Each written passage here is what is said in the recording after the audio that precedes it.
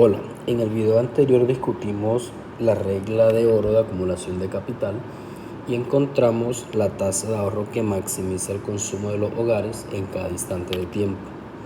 Encontramos que una tasa de ahorro por encima de la regla de oro lleva a zonas de ineficiencia dinámica, porque en esta situación el consumo de corto plazo y de largo plazo están por debajo del consumo de oro.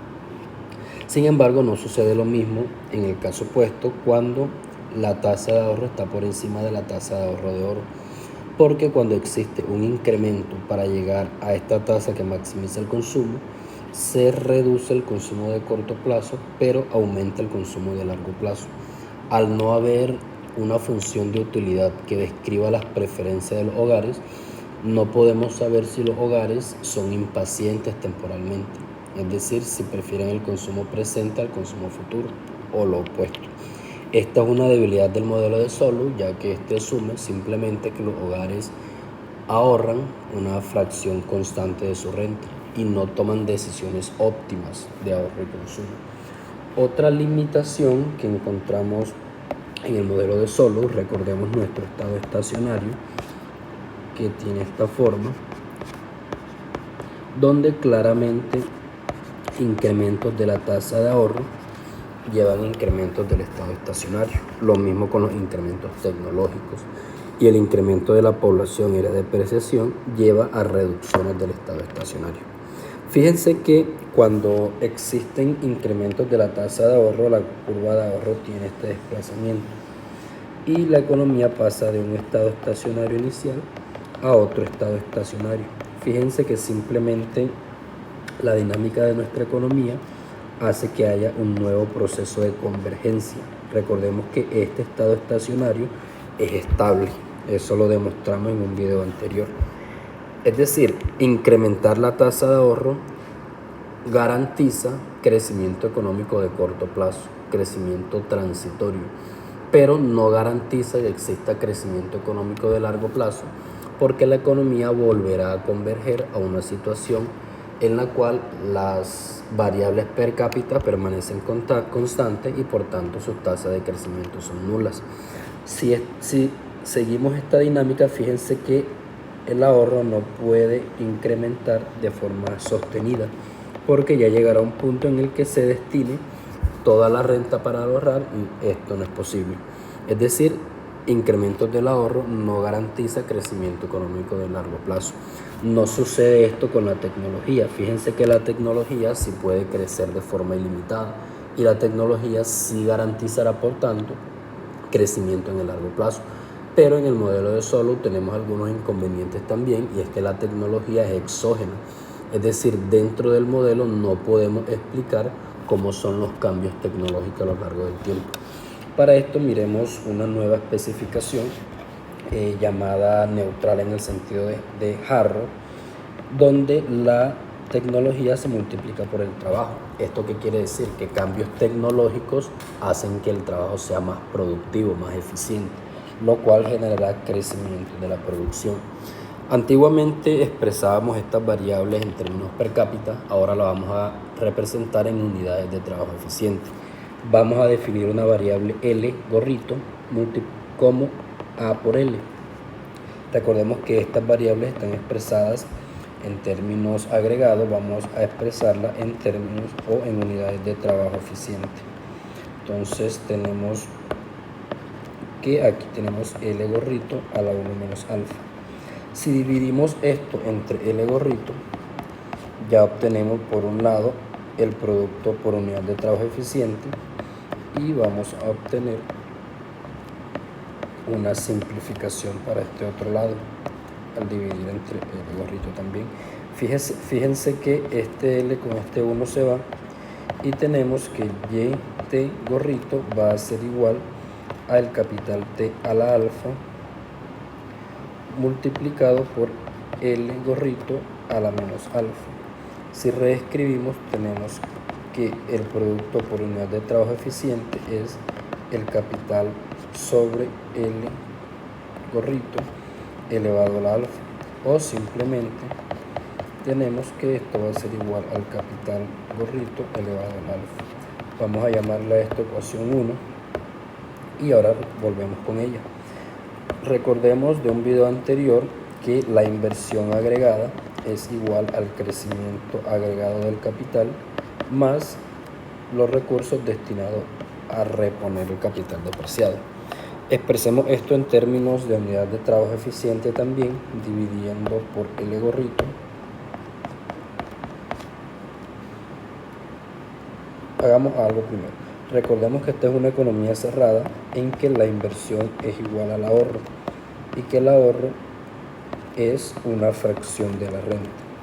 Entonces, en lugar de inversión, pongamos su equivalente y tenemos que S por YT es igual a capital T punto más delta por capital T. Ahora si dividamos y tenemos que SYT sobre LT gorrito es igual a capital punto dividido LT gorrito más delta capital T dividido entre LT gorrito. Fíjense que acá simplemente tenemos YT gorrito en la primera expresión igual a capital punto dividido entre LT gorrito, que no sabemos a qué es aún, más delta por capital T gorrito. Llamémosle a esta ecuación 2. Esto ya lo conocemos de la ecuación 1 que teníamos acá y es capital a la alfa. Entonces tenemos S por capital T gorrito a la alfa igual a esta expresión que no conocemos más delta por capital T gorrito. A este lo voy a llamar la ecuación 2 y ahorita volvemos a ella. Definamos, recordemos que capital T gorrito, que es el per cápita, es igual al capital agregado dividido entre LT gorrito. Si tomamos logaritmo, tenemos logaritmo natural de capital T gorrito es igual al logaritmo natural del capital agregado más el logaritmo natural de, en este caso sería menos porque está dividiendo, menos el logaritmo natural de AT menos el logaritmo natural de LT.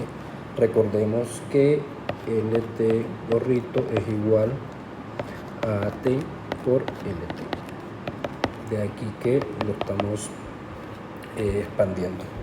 Entonces tomamos la derivada logarítmica respecto al tiempo y tenemos que capital T gorrito punto sobre capital T gorrito es igual a capital T punto sobre capital T menos AT punto sobre AT menos LT punto sobre LT. Despejemos, mandemos este hacia el otro lado. Recordemos que este es per cápita y este es agregado y tenemos que capital T gorrito punto es igual a capital T punto sobre capital T multiplicado por capital gorrito, que es per cápita. Entonces expresémoslo como capital agregado partido LT gorrito menos, fíjense que esto lo voy a llamar X como el crecimiento tecnológico y esto ya lo conocemos que es N, el crecimiento de la población, multiplicado por capital T gorrito. Entonces fíjense que este con este se va y tenemos que capital T gorrito punto es igual a capital T punto dividido LT gorrito menos X más N multiplicado por capital gorrito. Despejemos esto, que es lo que necesitamos, y tenemos que capital T punto dividido LT gorrito es igual a capital T gorrito punto menos más, pasamos al otro lado, X más N por capital T gorrito.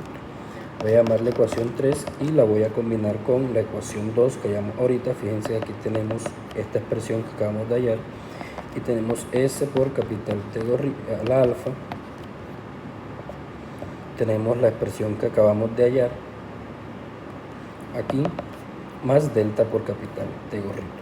Entonces tenemos, reemplacemos por su valor, que es capital T gorrito punto más X más N por capital T gorrito más delta por capital T gorrito. Voy a despejar el crecimiento del capital por unidad de trabajo eficiente y obtenemos que L igual a S por capital T gorrito alfa pasa a restar menos X más N, este pasa a restar también más delta multiplicado por capital T gorrito. Y esta ecuación, la voy a llamar ecuación 4, va a ser la ecuación diferencial fundamental. Esta va a ser la ecuación que describe el comportamiento dinámico de la economía. Fíjense que es una ecuación muy parecida a la que teníamos anteriormente, solamente que ahora no está expresada en términos per cápita, sino en unidad de trabajo eficiente. Y además estamos agregándole acá el gasto necesario para reponer la tecnología. En estado estacionario sabemos que la variación del capital es cero y por lo tanto la curva de ahorro, el ahorro, es igual al gasto necesario para reponer la tecnología.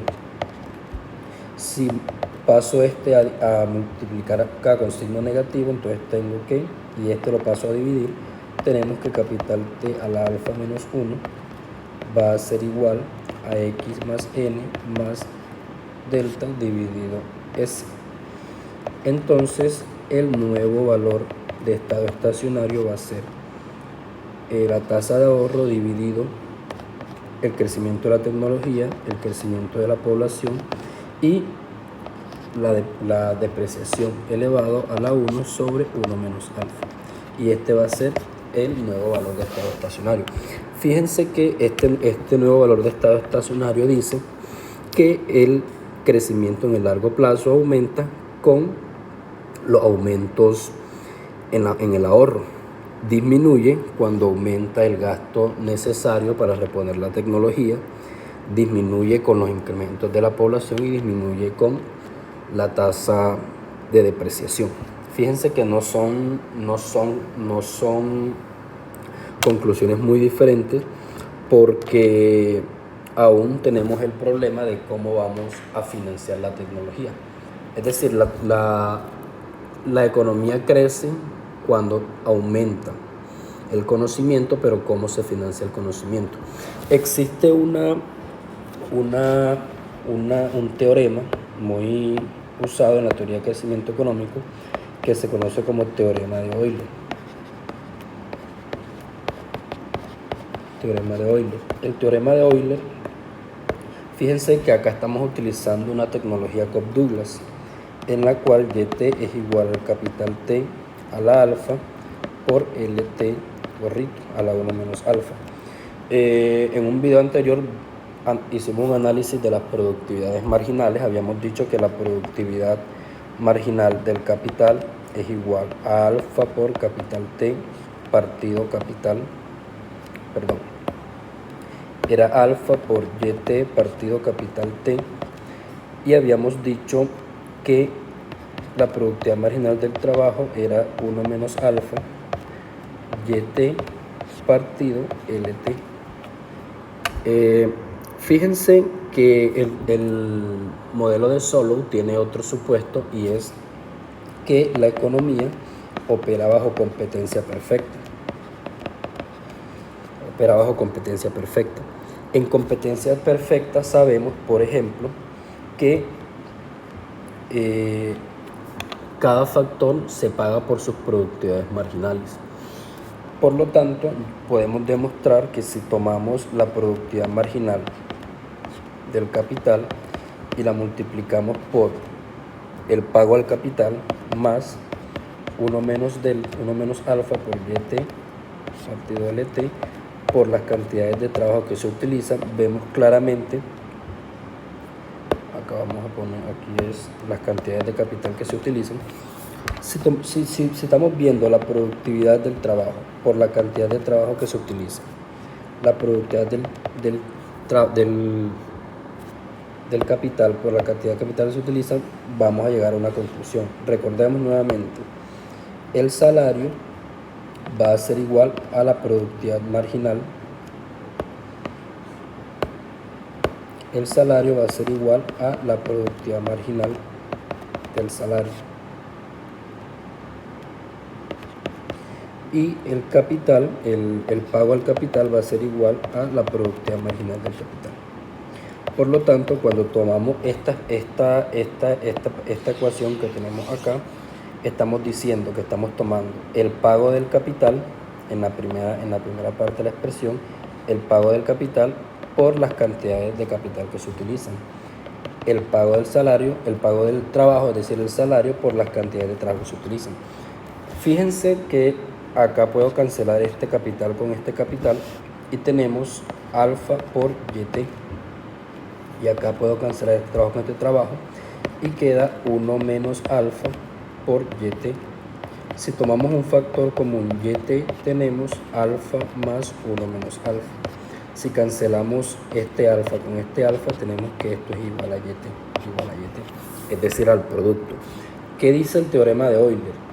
Que bajo competencia perfecta, cuando pagamos a los trabajadores y cuando pagamos por el uso del capital, obtenemos exactamente la renta de la economía. Es decir, no quedan recursos disponibles para financiar las mejoras tecnológicas. Es decir, nuestro modelo tiene algunos supuestos, entre ellos que las productividades marginales son decrecientes, que operamos bajo competencia perfecta y algunos otros, que nos impide explicar cuál es la única fuente de crecimiento económico en el largo plazo. El ahorro no es una fuente de crecimiento económico en el largo plazo porque solo nos garantiza crecimiento de corto plazo, transitorio. La única fuente que garantiza crecimiento de largo plazo es la tecnología. Pero dentro de nuestro modelo, dada la competencia perfecta y la productividad marginal del capital, no podemos garantizar que habrá recursos para el financiamiento de esto. Por lo tanto, la única fuente de crecimiento en el largo plazo no puede ser explicada por el modelo del solo. Es decir, habrá que mirar algunas fuentes o variaciones alternativas que nos permita explicar dentro del modelo, no de forma exógena, sino de forma endógena, cuál es la causa o cuál es el determinante del crecimiento en el largo plazo. Y eso lo estaremos discutiendo en videos futuros. Gracias.